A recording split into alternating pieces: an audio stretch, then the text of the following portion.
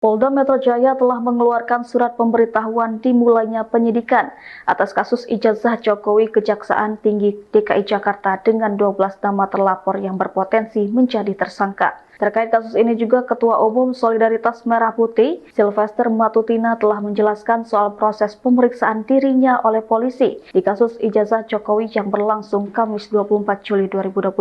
Ia menyebut kurang lebih ada 45 pertanyaan yang ditanyakan oleh polisi. Sylvester menganggap jika drama ijazah mantan Presiden Jokowi yang dituding palsu oleh Roy Suryo dan kawan-kawan telah berakhir. Sebab menurutnya polisi tinggal menetapkan para tersangka setelah status kasus ini telah ditingkatkan ke tahap penyidikan. Lantaran merasa drama kasus ini telah berakhir, Sylvester pun menyindir balik Roy Suryo karena sempat sesumbar siap hadir 11.000% dalam panggilan polisi terkait statusnya sebagai terlapor.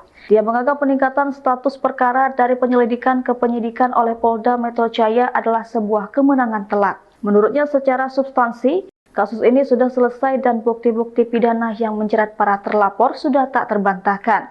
Sementara itu, mantan Ketua Komisi Pemberantasan Korupsi Abraham Samad mengungkapkan bahwa Polda Metro Jaya telah mengeluarkan SPDP atas kasus ini ke Kejaksaan Tinggi DKI Jakarta dengan 12 nama terlapor yang berpotensi menjadi tersangka, yakni Egy Sujana, Rizal Fadila, Kurniatri Royani, Rustam Effendi, Damai Hari Lubis, Roy Suryo, Rizmon Sianipar, Fauzia Tiasuma, Abraham Samad, Mikhail Sinaga, Nurdian Susilo, dan Aldo Hussein.